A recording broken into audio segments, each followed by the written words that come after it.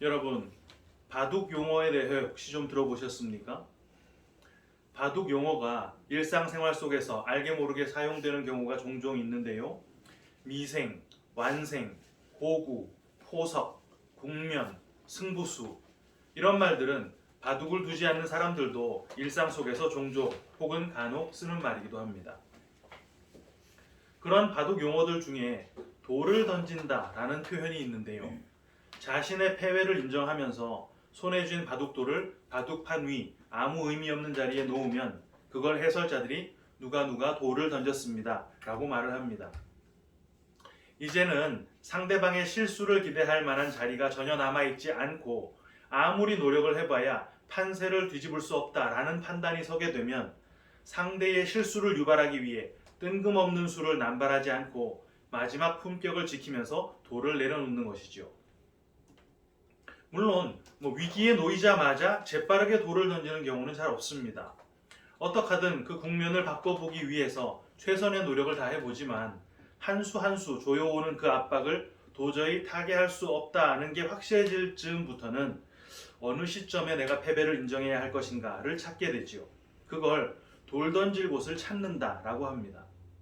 그러다 그나마 상대가 실수의 여지가 남아있는 그 자리에, 그것도 판을 뒤집을 정도는 아니라 격차를 조금이나마 좁힐 수 있는 그 자리에 상대가 아무 실수 없이 확실한 마지막 한 수를 놓게 되면 그 순간이 바로 돌을 던질 곳이 되는 것이고, 기사가 손에 든 돌을 내려놓으면서 그 판은 종료가 되는 것입니다.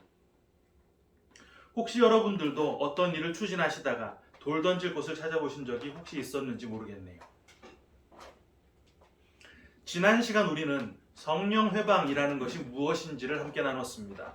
성령회방이라고 하는 것은 신유집회나 은사집회에서 방언이 터지고 병자들이 낫고 하는 것을 성령의 역사로 인정하지 않는다거나 목사님들의 말에 불순종하는 것을 뜻하는 게 아니었지요.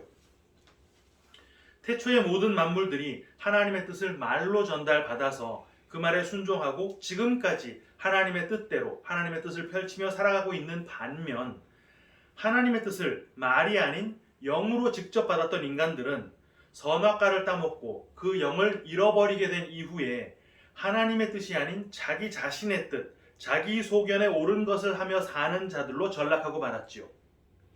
그런 자들에게 초림의 예수가 오셨는데 어떻게 오셨다 그랬습니까?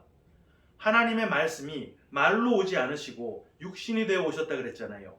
하지만 자기의 뜻이 자기 자신에게 가득 차 있었던 모든 인간들은 그렇게 육신으로 오신 예수를 영접하지 못했습니다. 왜? 내 안에 내 뜻이 여전히 가득 차 있었기 때문에. 아담의 범죄 이후로 그렇게 자기의 뜻만 살아왔던 전 인류는 사실 모두 다 육신으로 오신 그 예수를 영접할 수 없는 존재들이었고, 그들을 성경이 귀머거리, 소경이라고 한다 그랬지요. 왜 그랬습니까? 외부로부터의 것을 받아낼 능력이 없는 자들이니까. 하지만 그 육신이 되어 오셨던 예수가 십자가에서 죽고 부활을 하셔서 영으로 다시 오셨고, 그거 성령이라 그랬습니다. 그 성령이 교회 안으로 들어가셨죠. 그게 바로 태초에 하나님의 뜻을 말이 아닌 영으로 받았던 그 상태의 회복이었고, 그렇게 성령을 받은 자들은 내 안에 가득한 성령을 말하는 자들로 인정을 받지만, 그때 여전히 내 안에 가득한 내 소견, 내 양심, 다른 말로 그거 뭐요? 율법. 그 율법을 말한다고 한다면 그들이 바로 자기 안에 쌓은 악을 말하는 자들, 그들을 다른 말로 성령을 회방하는 자들이다 라고 한다라는 것까지 우리가 확인했습니다. 오늘 우리는 지난주 이야기에서 연결되는 38절부터 45절까지를 본문으로 읽었는데요.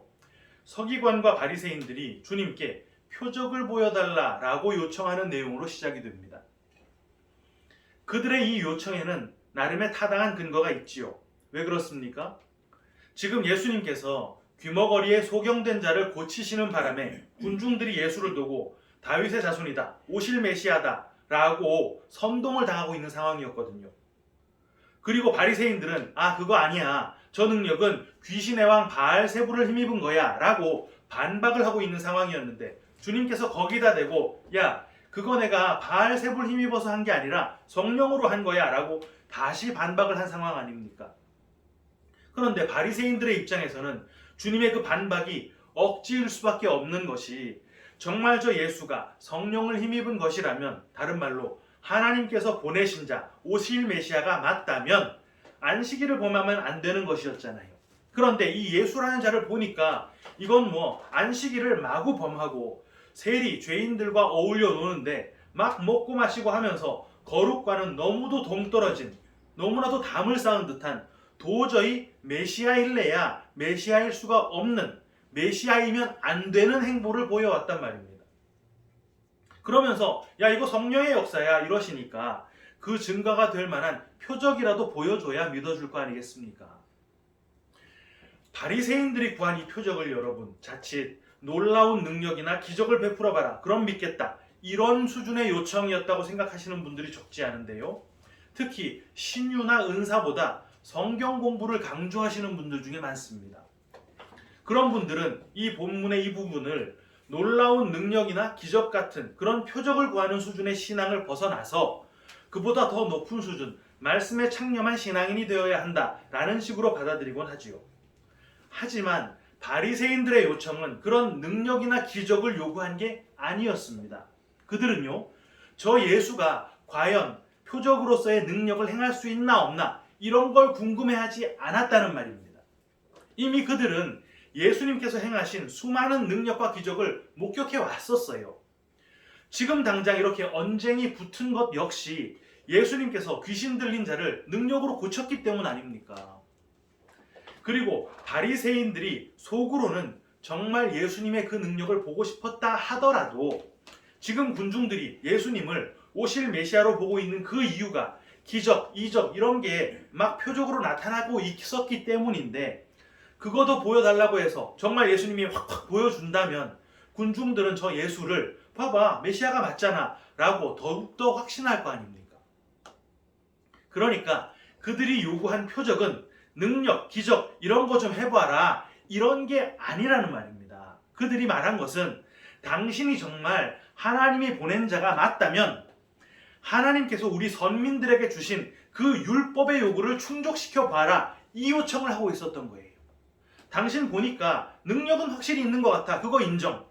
군중들이 저렇게 선동당하는 것도 무리가 아니지. 그런데 당신이 가는 노선이 좀 달라서 우리가 도무지 확신을 할 수가 없네. 그러니까 안식일에는 안식일을 대하는 선민답게 나대지 말고 가만히 좀 있어봐. 세리들, 죄인들하고 좀 어울리지 말고 좀 구별되게 거룩한 생활 패턴 좀 보여줘봐. 이렇게 바리새인들이 구한 표적은 바로 율법 준행의 증거였단 말입니다.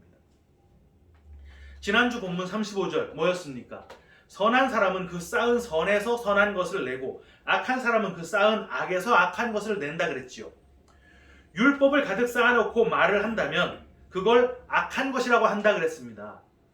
바리새인들은 지금 그들 속에 가득 쌓인 그 율법을 예수님에게 말하고 있는 것이었고요. 주님께서는 즉각 그에 대해 이렇게 말씀을 하셨습니다. 본문 39절 상반절, 예수께서 대답하여 이르시되 악하고 음란한 세대가 표적을 구하나. 어떤 세대요? 악하고 음란한 세대. 그게 어떤 세대인데요?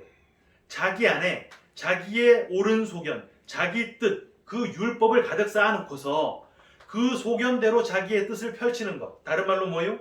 율법을 쫓아서 살아가는 그 세대. 그런 세대가 구하는 표적, 당연히 율법일 수밖에 없단 말입니다. 바로 거기에 주님께서 표적으로 딱 제시하신 것이 바로 선지자 요나의 표적이라는 것인데요. 요나의 표적이 뭔지에 대해서는 곧바로 주님께서 주석을 달아주셨기 때문에 다른 식으로 오해할 소지가 전혀 없습니다. 바로 십자가에 대한 것이었죠. 본문 40절. 요나가 밤낮 사흘 동안 큰 물고기 뱃속에 있었던 것 같이 인자도 밤낮 사흘 동안 땅속에 있으리라. 여러분, 이건 십자가를 얘기하는 게 확실합니다. 그런데 십자가가 뭡니까? 은혜잖아요. 율법을 이기고 일어서는 은혜를 말하는 것입니다. 이제 바리새인들이 요구한 그 표적과 주님께서 제시하신 요나의 표적이 서로 대립구도로 이루어져 있다는 거 확실히 보이시죠? 바리새인들은 율법을 표적으로 요구했고 주님께서는 은혜를 표적으로 내놓고 계신 거예요. 거기에 주님께서 부연해 주신 설명이 41절, 42절인데 제가 다시 한번 읽어드리겠습니다.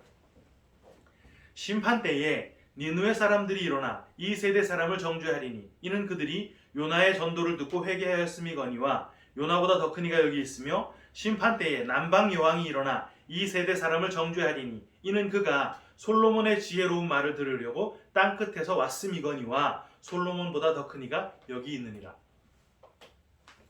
이걸 많은 분들이 야 니느웨 사람들은 요나의 그 경고를 듣고 회개했잖아. 그러니까 우리도 빨리 우리의 죄를 회개하자. 야 남방 여왕이 솔로몬의 지혜를 사모해서 들으러 거기까지 왔잖아. 그러니까 우리도 주님의 말씀을 사모해서 열심히 말씀에 좀 창념하자. 이렇게 우리의 결단을 촉구하는 내용으로 이해를 하는데요. 이거 그런 얘기 아닙니다. 표적으로서의 선지자 요나라고 하는 그 개념은 사흘 동안 물고기 뱃속에 있었던 그 사건을 지목한 것이고 그게 바로 예수님의 십자가 고난과 부활을 표적으로 보여주고 있다 그랬지요. 표적이라고 하는 말은 헬라어 세메이온이라는 걸 번역한 것인데 지시, 신호, 표시, 징후 뭐 이런 뜻을 가진 단어입니다. 영어로는 사인이라고 하는 것인데 길거리에 뭐 간판, 네온 사인 이런 거 있잖아요. 이게 바로 세메이온입니다. 실체를 알려주기 위한 어떤 장치를 뜻하는 것이죠. 그러니까 예수라고 하는 그 실체를 보여주기 위해, 가리키기 위해 요나라고 하는 장치가 표적으로 사용되었다는 말입니다. 이게 굉장히 중요한 것인데 여러분 잘 생각해 보세요. 요나보다 더 크니 이거 누굽니까? 당연히 예수님이시지요. 요나보다 더 크신 예수님이 지금 바리새인들에게 야 율법을 내려놓고 은혜를 받아들여 이렇게 말씀을 하셨는데 바리새인들은 그걸 받아들이지 않고 있어요. 만약 야 요나가 하는 말 듣고 니느웨는 회개했잖아. 그런데 더 크신 예수님께서 하신 말씀을 듣고도 회개 안 하는 너희들은 뭐야? 이걸 이렇게 이해한다면 그건 역으로 생각할 때 주님이 요나보다 무능하다는 말밖에 안 됩니다. 그 악한 완악한 니느웨조차 요나가 가서 회개를 시켜냈는데 왜 주님은 이 악하고 음란한 세대 회개 못 시켜냅니까? 더 크신 분이신데 당연히 더 큰 회개가 일어나야 맞잖아요. 여러분 지금 바리새인들에게 말씀하고 계신 예수님이 어떤 예수님이라 그랬습니까? 말씀이 육신이 되어 오신 예수라 그랬지요. 그 육신의 예수가 한 말씀 그거 배척하고 받아들이지 않으면 그거 용서 못 받는다 그랬습니까? 아니었지요. 지난주 본문 32절 상반절 누구든지 말로 인자를 거역하면 사하심을 얻되 그거 다 사하심 받습니다. 왜? 그건 어차피 인간들에게 감춰진 상태로 던져지는 것이니까 그렇게 감춰져 있는 걸 깨달아 알아들을 수 있는 인간은 아무도 없거든요. 그런데 예수님의 표적으로 니느웨에 들어갔던 요나는 죽기 전 요나가 아니란 말입니다. 요나를 삼켰던 큰 물고기가 사흘 만에 요나를 뱉어냈고 그렇게 뱉어진 요나가 니느웨로 다시 들어가서 전도를 했단 말이에요. 지금 바리새인들에게 전도하는 말씀하시는 그 예수는 십자가 사건 이전 죽기 전의 예수님이신데 반해서 니느웨로 들어간 요나는 죽었다가 살아난 요나란 말입니다. 그럼 그 요나가 표적하고 있는 거 뭐겠어요? 부활하신 후 교회 안으로 들어가신 예수, 바로 성령을 뜻하고 있는 말입니다. 죽었다가 살아난 요나가 니느웨로 들어가서 여러분 뭐 했습니까? 요나서 3장 1절부터 5절까지를 제가 읽어드리겠습니다. 여호와의 말씀이 두 번째로 요나에게 임하니라. 두 번째라 그러죠. 첫 번째로 오셨던 예수가 아니라 두 번째로 임한 성령을 말한다는 말입니다. 이르시되 일어나 저 큰 성읍 니느웨로 가서 내가 네게 명한 바를 그들에게 선포하라 하신지라. 요나가 여호와의 말씀대로 일어나서 니느웨로 가니라. 니느웨는 사흘 동안 걸을 만큼 하나님 앞에 큰 성읍이더라. 요나가 그 성읍에 들어가서 하루 동안 다니며 사흘 가야 될 길인데 그거 하루 만에 다 갔답니다. 얼마나 건성건성 갔겠어요. 하루 동안 다니며 외쳐 이르되 40일이 지나면 니느웨가 무너지리라 하였더니 니느웨 사람들이 하나님을 믿고 금식을 선포하고 높고 낮은 자를 막론하고 굵은 베옷을 입은지라. 사흘께 가야 할 그 성읍을 딱 하루 동안 다니면서 외쳤는데 그거 듣고 니느웨가 돌이켰다면 그건 요나의 선포가 뭐 강력했다거나 설득력이 남달랐다거나 이런 얘기일 리가 없잖아요. 돌이킬 능력이나 돌이킬 자격이 없는 니느웨 안으로 부활한 요나가 들어가니까 그 니느웨가 40일을 금식하고 굵은 베옷을 입었다는 말을 하는 것입니다. 이게 바로 표적이다 그랬는데 그 요나의 실체 뭐겠어요? 그 표적의 실체는 주님을 영접할 능력이나 자격이 없는 귀머거리이고 소경인 교회 안으로 부활하신 성령이 들어가시니까 그 교회가 40일 동안, 그거 뭐라 그랬습니까? 광야를 걸어가는 기간이라 그랬지요. 인생을 뜻한다는 말입니다. 그 40일 동안 율법을 붙들고 사는 동안에는 그 율법 준행을 통해 얻은 내 의의 열매로 내 배가 불렀었는데, 알고 보니 내 의의 열매라는 게 전혀 우리의 양식이 되질 못하네요. 그때 우리 인생 이거 굶주리는 금식의 기간, 양식이 없어 굶어 죽는 기간이로구나, 이것 깨닫고 굵은 베옷, 뭡니까? 죽음의 옷, 슬픔의 옷이잖아요. 내 의로 덕지덕지 발라놨던 그 화려한 옷을 벗고 굵은 베옷을 입게 되더라는 말입니다. 말씀이 육신으로 오신 예수를 영접해내지 못했던 자들, 그들 속으로 성령이 밀고 들어오셔서 내 안에 그 못 듣고 못 보던 병, 그거 뭐라 그랬습니까? 귀신 들린 것이라 그랬지요. 그거 다 밀어내니까 비로소 못 듣고 못 보던 그 증상이 치유가 됐네요. 그럼 이제 보고 들을 수 있게 됐단 말 아닙니까? 곧바로 남방 여왕의 이야기가 따라붙습니다. 뭐지요? 솔로몬의 그 지혜로운 말을 들으려고 땅끝에서 왔다고 합니다. 여러분, 솔로몬의 그 지혜가 어떤 지혜였습니까? 뛰어난 IQ, 남다른 이해력이나 통찰력, 뭐 이런 거였던가요? 그 지혜는 하나님께서 주신 지혜, 다른 말로 하나님의 지혜였단 말입니다. 그런데 하나님의 지혜가 뭔데요? 고린도전서 1장 24절. 오직 부르심을 입은 자들에게는 유대인이나 헬라인이나 그리스도는 하나님의 능력이요 하나님의 지혜니라. 그리스도가 하나님의 지혜라는 말입니다. 그렇다면 이제 한번 생각해 보세요. 죽었다가 살아난 요나가 니느웨로 들어가 있는 그 상태는 부활하신 그리스도의 영, 성령이 교회 안에 들어가 있는 그 상태라 그랬습니다. 남방 여왕이 솔로몬의 지혜를 듣기 위해 남방 땅끝으로부터 왔다면 그 남방 여왕은 자기가 있던 곳을 떠나서 솔로몬의 지혜, 사실상 하나님의 지혜가 있는 곳, 어디요? 그리스도, 바로 그 그리스도 안으로 들어와 있는 것이겠지요. 내 안에 그리스도의 영이 들어와 있고 나는 그리스도 안으로 들어가 있는 상태, 이거 뭡니까? 뮤추얼 인드웰링, 상호 내조에 상호 내조하는, 서로가 서로 안에 거하는 그 상태라는 말입니다. 요한복음 15장 5절. 나는 포도나무여 너희는 가지라. 그가 내 안에 내가 그 안에 거하면 사람이 열매를 많이 맺나니 나를 떠나서는 너희가 아무것도 할 수 없습니다. 율법적인 표적을 보여달라고 요청하는 그 바리새인들에게 주님께서 제시하셨던 표적이 바로 십자가였고, 그 의미 뭡니까? 그 십자가가 서게 되면 비로소 그때 열매를 맺게 된다라는 말을 하고 있는 거예요. 뭘로? 은혜로.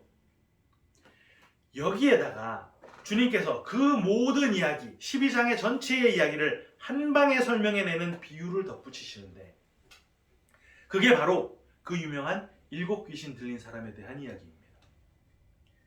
귀신 들려 미친 짓을 하다가 그 귀신에게서 노임받아 정돈된 삶을 살 때 그 빈 심령에 성령을 채워놓지 않으면 그때 더 악한 귀신이 들린다, 이런 식으로 오해되는 비유죠. 43절 읽어드립니다. 더러운 귀신이 사람에게서 나갔을 때 물 없는 곳으로 다니며 쉬기를 구하되 쉴 곳을 얻지 못하고, 여기를 보면요, 더러운 귀신이 사람에게서 나갔다라고 합니다. 이 나갔다라는 말은 헬라어 엑셀코마이라고 하는 단어인데요, 이게 어디에서 나가다, 자리를 떠나다, 이런 뜻입니다. 자기의 주관적인 의도로 나가는 것이죠. 앞서서 주님께서 귀신을 쫓아내는 장면에서 쓰였던 단어 에크발로라는 단어와는 사뭇 다른 단어예요. 에크발로라는 그 단어는 타이에 의해서 밀려나가는 것, 말 그대로 쫓겨나는 것을 의미하죠.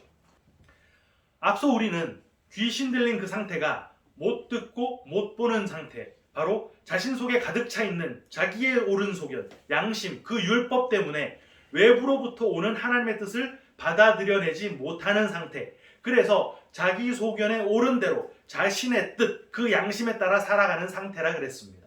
그런데 그런 상태가 귀신 들린 상태이고, 그 귀신이 지금 엑셀코마이 자기 뜻대로 나갔대요. 그럼 그 상태는 어떤 상태겠습니까? 그 율법을 따라 살게 하던 귀신이 나갔으니까 자기 소견을 따라 옳은 것을 하지 못하는 상태, 양심을 따라 살지 못하는 상태, 바로 율법을 기준할 때 죄악에 노출된 상태를 말하는 것입니다. 그럼 그때 성도라고 한다면 어떤 반응이 나와야 맞을까요? 조금 전에 니느웨 사람들 봤지 않습니까? 아, 내가 죄인이 맞구나. 내가 율법 따라 살던 거 이거 의로운 건 줄 알았는데 이게 내 양식 못 되는구나. 이거 발견하고 금식하고 굵은 베옷을 입게 되겠지요. 그 반응이 나오는 건 필수적입니다. 왜? 성령이 들어가서 그 귀신을 액발로 쫓아낸 것이고 그 성령이 지금 내 안에 존재하는 것이니까. 그런데 귀신이 스스로 나가서 지금 그 안에 성령이 계신 게 아니라 텅 빈 상태가 되어 있단 말입니다. 그때 그 사람이 어떤 일을 했습니까? 그 텅 빈 집을 청소하고 수리를 했대요. 율법에 반하는 그 죄에 내가 노출이 되자마자 그걸 깔끔하게 정리한 상태. 어떤 상태요? 내 스스로 내 부끄러움을 가린 상태, 무화과 잎으로 치마를 해 입은 상태, 다시 율법이라고 하는 것을 확고하게 붙들고 그 율법 뒤로 싹 숨어버린 상태라는 말입니다. 그때 귀신이 다시 돌아와 보니까 이 상태가 자기한테 너무 살기 좋은 환경이 됐네요. 어떤 환경이길래? 율법에 완전히 붙들려 있는 상태, 곧바로 더 악한 귀신 7을 데리고 옵니다. 그럼 귀신 총 몇 마리요? 8마리가 되겠지요. 흔히 7 귀신 들렸다 그러는데 사실은 8 귀신이 들려있는 상태입니다. 자기가 나가서 7을 더 데려왔으니까. 8, 8, 이거 무슨 숫자라 그랬습니까? 부활의 숫자라 그랬지요. 율법이 떠나고 그리스도로 부활을 했어야 하는데 율법이 떠났다가 더 강력한 율법으로 부활을 했다는 말입니다. 그 상황을 주님께서 뭐라고 말씀하십니까? 그 사람의 나중 형편이 전보다 더 심하게 되었느니라. 이 악한 세대가 또한 이렇게 되리라.